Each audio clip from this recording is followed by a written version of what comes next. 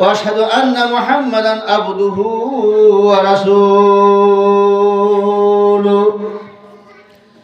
الذي أرسله بالحق بشيرا ونذير وداعيا إلى الله بإذنه وسراجا منيرا فقد قال الله تعالى في كلامه المجيد والفرقان الحميد أعوذ بالله من الشيطان الرجيم بسم الله الرحمن الرحيم إن الله وملائكته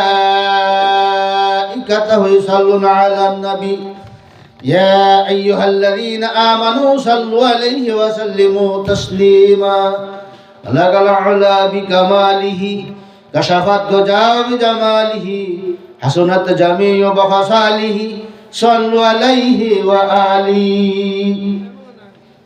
আলহামদুলিল্লাহ। বাহাদিয়া কোরআনবাড়ি এলাকাবাসী ও প্রবাসীদের উদ্যোগে মৃত ব্যক্তিদের আত্মার মাগফিরাতের কামনায় এক বিরাট ইসলামী ওয়াজ এবং দোয়ার মাহফিলের সম্মানিত সভাপতি আলহাজ হযরত মাওলানা আহমদ আলী সাহেব বাহাদিয়া, আলহামদুলিল্লাহ, উনি যে উদ্বোধনী ভাষণের মধ্যে যে বক্তব্য রেখেছেন খুব ভালো, কিন্তু আমরা কিন্তু বুঝি না।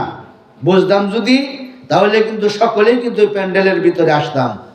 মৃত্যু ব্যক্তিদের জন্য রুহের মাগফিরাত কামনার জন্য যে মাহফিলটা করা হইয়াছে, এর মাঝে আপনারা খুশি না বেজা? যদি খুশি হইয়া থাকেন তাহলে তো প্যান্ডেলটা কিন্তু বড়ার প্রয়োজন ছিল, কিন্তু এখন কিন্তু লোক নাই। লোক নাই, লোক তারা কই আছে? আমরা কিন্তু অনেকেই মনে করি যে আচ্ছা হইল মাগরিবের পরের থেকে লইয়া আসা পর্যন্ত এলাকার বিশিষ্ট লোকে বা মানে এলাকার লোকে কিছু আলাপ আলোচনা করব, এটা থেকে আমরা দূরে সরিয়ে থাকি। কিন্তু ভাইরা আমার, এটা কিন্তু দূরে সরিয়ে থাকাটা ভালো না। এলাকার লোকে যাদের কিন্তু এই লিফলেটের মধ্যে নাম নাই, উপজা যারা ইয়ে নাম ফুনিয়া ওয়াজ মাইক দেয়া এবং লিফলেটের ফুনিয়া যারা ইয়ে যে বক্তারা ইয়ে, এরা কিন্তু সবচেয়ে উপকৃত। আর যারা দেখবেন টাকা দিলে ভরা ইয়াদের বক্তাটা শোনাটাই জায়েজ নাই, কোনো দলিল এই পৃথিবীর বুকে দেখানোর মতন কোনো আলেমের পাওয়ার নাই। যাই হোক, আমরা মনে করুন এখন সন্ধ্যার থেকে লইয়া আসা পর্যন্ত এলাকার যে লোকগুলা আলাপ আলোচনা করবে, কোরআন এবং হাদিসের কথা বলবে, এটা কিন্তু শোনা প্রত্যেকের জন্য ফরজ। কারণ আল্লাহ বলছে ইয়া আইয়ুহাল্লাযীনা আমানু কু আনফুসাকুম ওয়া আহলিকুম নারা। কেন বলছে? আল্লাহ বলছে তোমরা আহলে আওলাদের আলেমের কথা তোমরা শোনো বেশি বেশি, কারণ সেই আলেমের কথা সব সময় কাজে লাগবো। দুনিয়ার মধ্যে কামে লাগবো, মৃত্যুর সময় কামে লাগবো, এবং কবরের মধ্যে গেলে কামে লাগবো, হাসরের মাঠের মধ্যে সুপারিশ করলে আহলে আওলাদের কামে লাগবো। আর দূর দেশের আলেম কিচ্ছু কামে লাগতো না, যা খালি আইলো আর দেখলাম আর নাম বাড়াই দিলাম বেশায়া, কিন্তু কামে লাগবো না কিছু। আইলে একটি হাতে দিলাম, খাইলো বাজ গেল গা, আর কোনো কাজ উপকার আইব? আজকে যদি এখানে একটা ব্যক্তি মারা যায়, কি কর এই আলেম আইব? এটার মধ্যে যে দুইজন বক্তার নাম আছে, আইব তারা? জিন্দেগিতে আসবে না।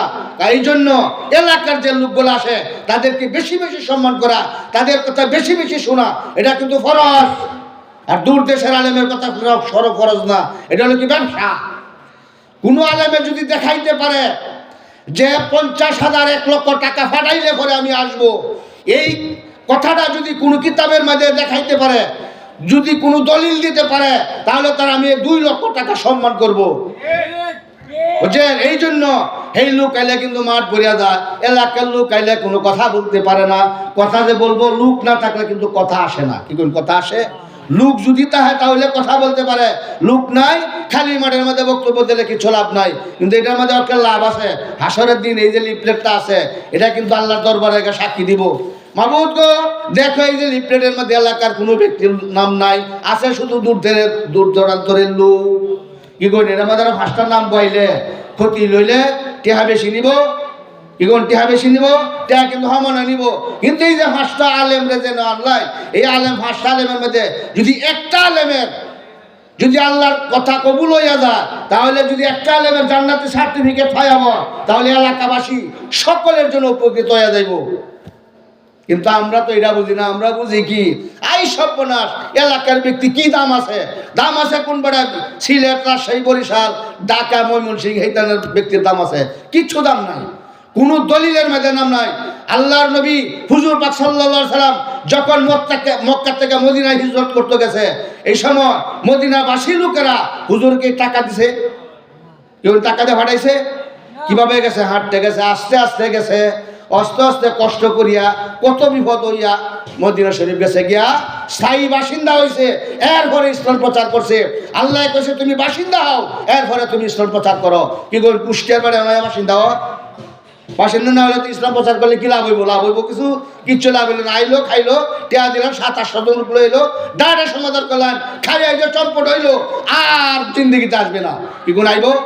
আর একবার যদি টেহা ফাটাই 50-70 আজি 1 লাখ ফাটাইলে পরে যদি আইয়া ঘন্টা আনে থাকতে পারে, এর বেশি থাকবে না। আর এলাকার মোল্লা যদি আসে তাহলে কিন্তু সব সময় কাজে লাগবো। কি বল? এলাকার আলেমরা কম জানে। আমরা এই দেশের আলেম যদি কুষ্টিয়া যা এই বিমান দেয়া, তাহলে দেখবেন টাল হয়ে যাবে কেমন মানুষ। কিন্তু এই এলাকার মধ্যে এলাকার আলেমের 4 পয়সা দাম নাই। যে আলেম এই বিমান দেয় হেলিকপ্টারে, দেখবেন এই আলেমের এই দেশে কোনো দাম নাই। দাম থাকলে নয় কোন কারণে? এই জন্য আমরা প্রত্যেকেই এলাকার আলেমরা যখন বয়ান দিব তখন জাপায় পড়ি, যখন বিদেশি আলেমরা বয়ান দিব তখন যাতে আমরা জাপায় না পড়ি। এটা আমরা এই জন্য মানে বলতেছি, কথাটা গলা বললাম, এলাকার আলেমরা যখন বয়ান দেয় তখন কিন্তু লোক আইয়ে না। কে লাগে আইয়ে না এইটা তো আর বুঝুন জানা। এই জন্য কথাটা কিন্তু পেশ করলাম। আল্লাহ যেটা বলছে এইভাবে আমরা কিন্তু চলি না। চলি কি বা উল্টাবা, আল্লাহর আইনের উল্টাবা। এই যে আজকে একটা ইসলামী ওয়াজ মাহফিল যে আয়োজন করা হইয়াছে, এটার মধ্যে এই মাইকের যতটুকু আওয়াজ যায় অতটুকু পর্যন্ত যত কবরবাসী আছে সকলকে আল্লাহ রাব্বুল আলামিন আজকে কিন্তু শান্তিতে রাখছে। তারা কিন্তু আজকে কবরের মধ্যে থাকে আল্লাহর দরবারে ফরিয়াদ করবে, মাবুদ দেখো আমার সন্তানাদি যারাদেরকে দুনিয়ার বুকে রাখি আসছি, তারা তো আজকে একটা দিনের কাজ করিয়াছে। এই যে আলেম ওলামাদের কথা আমরা শুনতেছি, এটার জন্য আল্লাহ আমাদেরকে কবরের আযাব নাজাত করে দিয়েছে। লাভ না লুস্কান? একটা মাহফিল দিলে লাভ হয় না লুস্কান? প্রত্যেকের কিন্তু লাভ হয়। এবং দুনিয়ার বুকে যারা জীবিত আছে তাদেরও কিন্তু লাভ। তারাও কি লাভ আছে? কিমন লাভ?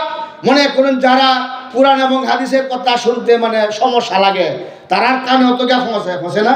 হাসরের দিন আল্লাহ বলছে ওয়াকালা কারিনুহু হাযা মালাদায়াতিন, বান্দারা রে তোমরা যে দুনিয়ার বুকে জন্ম থেকে লইয়া মৃত্যু পর্যন্ত যতদিন তোমরা বাঁচো তোমাদের জন্য 2 জন করিয়া পাহারাদার দিয়াছি।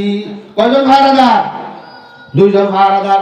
তারা কিন্তু সাবালক থেকে নিয়া মৃত্যু পর্যন্ত তোমরা কি কাজ করো, সৎ কাজ করো না অসৎ কাজ করো, সব কিন্তু লিপিবদ্ধ করা হবে। কি বল? সব কিন্তু লিপিবদ্ধ করা হবে। এই লিপিবদ্ধটা এটার নাম কি হইব?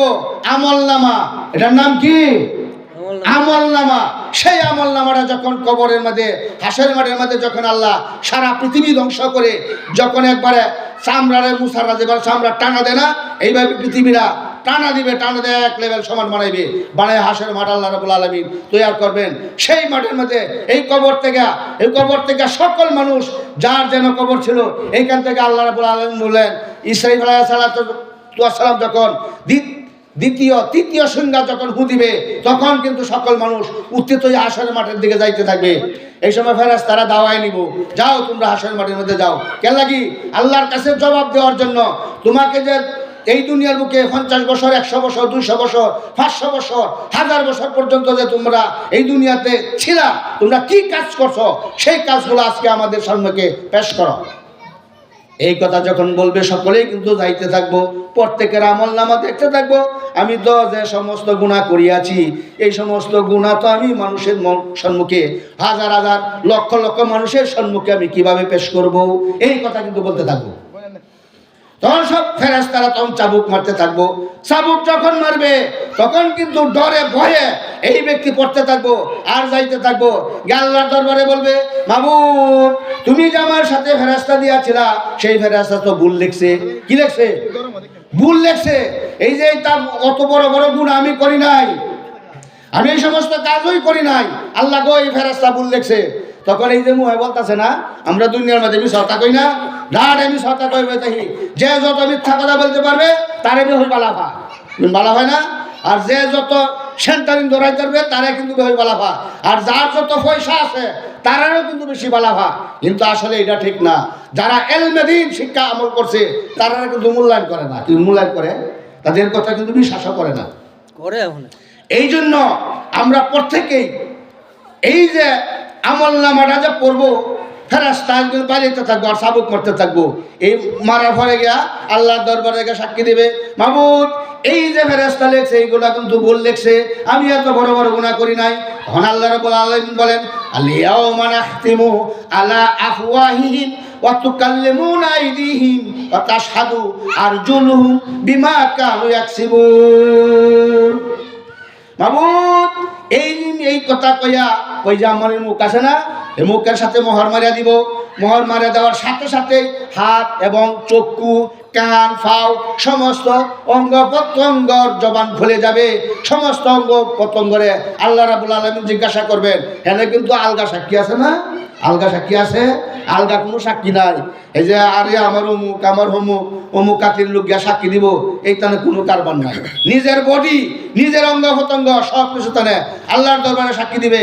তখন এই আল্লাহর দরবারে এই সাক্ষী দিতে থাকবো, মাহবুব এই যে মুখে সব কিছু কাম করিয়াছে, এটা যা বলতেছে সব মিথ্যা। এই মুখ দেয়া মুখে যা কইতাছে সব কিন্তু মিথ্যা কইতাছে। এই জন্য যে মিথ্যা কইতাছে, তখন আল্লাহ জিজ্ঞাসা করবো, হে মুখের জবানটা আবার খুলাই দিব। খুলাই দিয়ে বলবো, তুমি যা বলছো তার সত্য না মিথ্যা?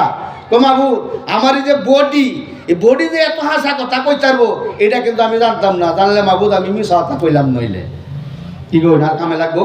তখন আল্লাহ রাব্বুল আলামিন বলেন, সুম্মা ফি সিলসিলাতিন যারউহা সাবউনা যিরাআ, হে ফেরেশতা এরা দরিয়া 70 গজ শিকল দিয়া বান্ধিয়া হেরসায়া দুজহের মধ্যে না খুঁটগার।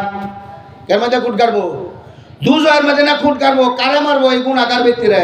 এই যে আমি সহতা কইছো, দুনিয়ার মধ্যেও আমি সহতা, মরে গেছে এটারও আমি সহতা, এবং হাসরের মাঠের মধ্যে আল্লাহর সামনেও মিথ্যা কথা বলে। এই মিথ্যা কথা বলার সাথে সাথে এই ব্যক্তি সুম্মা, এই ব্যক্তির দরিয়া হেঁচাইয়া কুত্তা মরে গেলে যাবে হেঁচায় না, এই নদীর মধ্যে না ফালা, এইভাবে হেঁচায় না দুজোর মধ্যে খুঁট গাড়বো। এরা কয়েকদিন ঘরে ঘরে আবার এতে বল দেয় আর এক কারণ নিব বেশি আজাবের মধ্যে। কি বলুন, আমরা কোনটা চাই? আমরা বেশি আজাব চাই না জান্নাত চাই না জাহান্নাম চাই? জান্নাত চাই। আমরা যদি জান্নাত চাই তাহলে এটা কিন্তু একটা জান্নাতের বাগান। এটা জান্নাতের বাগান না? দুনিয়ার মধ্যে যে স্থানের মধ্যে হুজুর পাক সাল্লাল্লাহু আলাইহি সাল্লাম বলেন, যে স্থানের মধ্যে কুরআন এবং হাদিসের কথা বলা হয় এটার নাম হইল জান্নাতের বাগান। জান্নাতের বাগানের মধ্যে লোক কত পাওয়া যায় না। বেহেশতের মধ্যে যখন আল্লাহ হিসাব করিয়া ছাড়বো, যাও তোমরা জান্নাতে যাইতে তাহ। জান্নাত কি আমাদের বাড়ি? জান্নাত কি?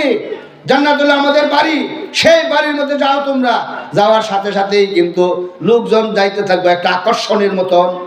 কি গো, এটা আল্লাহ রাব্বুল আলামিন আসমান এবং জমিন আল্লাহ বানাইছে কয়টা? সাততলা পৃথিবী বানাইছে। এই 7 তলা পৃথিবীর মধ্যে এই যে এই পৃথিবীর মধ্যে আমরা কিন্তু 100 তলাও বানাই না। অনেকের বাসা কিন্তু আছে 100 তলা। এই যে আল্লাহ 7 তলা বিল্ডিং বানাইছে, 7 তলা বিল্ডিং এর মধ্যে আল্লাহ রাব্বুল আলামিন কয়টা খুঁটি দিছে? খুঁটি দিছে? কোনো খুঁটি নাই। আল্লাহর কুদরতে কিন্তু এইভাবে আছে। এই যে কুদরতের মধ্যে আছে, এই যে একটা ফ্যান্ডেল বাজছে, ফ্যান্ডেলের মধ্যে কোটি খুঁট, এই যে খুঁটটি আছে, এ আল্লাহর যে আসমানটা রাখছে 7টা বক আসমান খুঁট আছে। খুঁট যদি থাকতো এবার কতখানি ছাড়া মানুষ সন্তান লইলে। এই জন্য আমরা খুঁটি ছাড়া যেহেতু আল্লাহ বিশাল আসমানটা রাখছে, এই জন্য আমরা প্রত্যেকে খুঁটিউলার ভিতরে আই। এটার নাম হলো বেহেশতের বাগান। এই বেহেশতের বাগানের মধ্যে যে ব্যক্তি আসবে নিয়ত করিয়া, ইন্নামাল আমালু বিন্নিয়ত, যে ব্যক্তি সহি নিয়তে এই বাগানের ভিতরে ঢুকবে সে কিন্তু তার পিছনে যত গুনাহ আছে সব মাফ হয়ে যাবে। আর এটার মধ্যে নিয়তের মধ্যে কিন্তু বেশ কম আছে। আর চলো যাই মূল্যায়ন কইতাছে গিয়া দেখ যাই বা হুন নিয়াই, এটা কিন্তু প্রকৃত আশার নিয়ত না। কি কোন আশার নিয়ত? আয়া গা ডাইল বুঝে বললো গুড়া আরাম বললো, কি কোন গুণা মাফ হইব? কিন্তু গুণা মাফ হইতো না। যে সমস্ত ব্যক্তিরা এই যে প্যান্ডেলটা তৈরি করছে, এই যে ওয়াজের একটা আয়োজন করছে, তারা কি পয়সা খরচ হয়েছে না? এই পয়সাটা কিন্তু জান্নাতের মধ্যে যাইব। কই যাইব? জান্নাতে মধ্যে যাইব। এই যে একটা প্যান্ডেল, এই প্যান্ডেলটা আসরের মাঠের মধ্যে গিয়ে দাখিল হইব। এটার একটা জবান থাকবো। এই জয় প্যান্ডেলে গিয়ে কই মামু এলাকার লোকে যখন বয়ান দিছে তখন কিন্তু কোনো লোক পাওয়া যায় না। কারণ কেন পাওয়া যায় না? তারা বেশি বালা পাইছে না, তারা বালা পাইছে না। এই কথা গাই ভ্যান্ডেল আল্লাহ দরবারে গেছে সাক্ষী দিব। এই যে লিফটের ওকে সাক্ষী দিব, এটা কিন্তু একটা ডকুমেন্ট, ডকুমেন্ট না, বিশাল বড় ডকুমেন্ট। এই ডকুমেন্ট গুলাকে সব আল্লাহ দরবারে সাক্ষী দিব। তখন কি আল্লাহ দেখতো না? আল্লাহ দেখলে কি জানে কি বিচারটা সঠিক হইব না বেঠিক হইব? এই জন্য আমরা প্রত্যেকেই এলাকার মধ্যে যারা আসি প্রত্যেকেই কিন্তু এই প্যান্ডেলের ভিতরে আসি, আয়সা কোরআন এবং হাদিসের কথা শুনি এবং মৃত্যু ব্যক্তিদের আত্মার মাগফিরাতের জন্য কিছু দোয়া খারাপ করি। তারা যদি আয়সা বলেন মাবুদ আমার পিতা মাতা এই দুনিয়ার বুকে এইভাবেই ছিল, আমাদের মতোই ছিল, কিন্তু হ্যাঁ তারা কবরের মধ্যে আছে, আমরাও এক সময় কবরের মধ্যে যাব। কেউ আমরা কবরের মধ্যে যাইতাম না? দুনিয়ার মধ্যে যত মানুষ আছে সব কিন্তু কবরের মধ্যে যাইব। আর একটা কথা বলি, আমাদের পিতা, আমাদের আদি পিতা হযরত আদম আলাইহিস সালাম, কেলা হযরত আদম আলাইহিস সালাম, উনি 1000 বছর বাঁচছে। উনার বডিটা ছিল 120 হাত, এত বড় বডি। বেহেশতাও কিন্তু এরকম বিশাল বড় বডি, এই সকলে কিন্তু এরকম বড় বডি থাকবো। আর মানুষ একরকম মানুষকেই হইতে পারে, একজনের আওয়াজ আর একজনের আওয়াজের মতো হইতে পারে, এরকম কিন্তু হইতে পারে না। এই জন্য আমরা যার যার আওয়াজ যেরকম আছে এরকম, যদি এরকম একরকম হয়ে যাইতো, 10 জনের আওয়াজ যদি একই রকম হয়ে যাইতো, তাহলে কিন্তু একজনের কথা একজন বলতে পারলো না। 10 জনের আকৃতি যদি একরকম হইতো, কি কই লইলে চিন্তা লইলে বিয়ার অনুষ্ঠানের মধ্যে যদি এই 100-200 সেরিয়ান তাহে কি থাকে না, এই যদি জামাই যা বেহ যদি আকৃতি একরকম তাহে একরকম কথা কয়, তাহলে কি করবে? বিয়া চিনবো, বউ কোনটা চিনবো? আর জামাইয়ের বাইক গেলেও চিনবো। জামাই যদি 10 জন একরকম তাহে আর যদি 10 জন আওয়াজ একরকম তাহে, তাহলে কি জামাই চিনবো? এই জন্য আমরা প্রত্যেকেই যা কিছু করি বুঝা কাজ করি, বুঝা কাজ করলে কিন্তু আমাদের জন্য, যেহেতু সবের কাজ সঠিক পয়েন্টে কাজ করাটা সবচেয়ে উৎকৃষ্ট। যাই হোক, সংক্ষিপ্ত সময় আলহামদুলিল্লাহ।